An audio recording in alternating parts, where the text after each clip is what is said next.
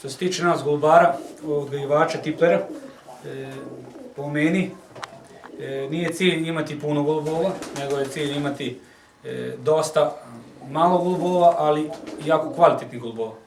Tako da, kod mene trenutno u matici ima 5 pari golubova koji su upareni, provereni.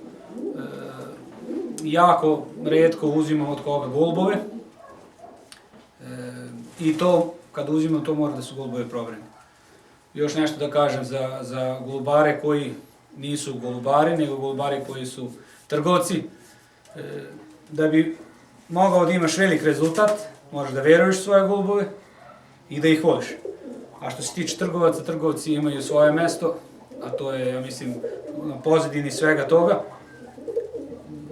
Ipak ja dajem prvenstvo mladim golubarima koji zaista vole ove golubove, a ne cene goluba po koliko će ga platiti ili šta je znam. Tako da, u celini to je to.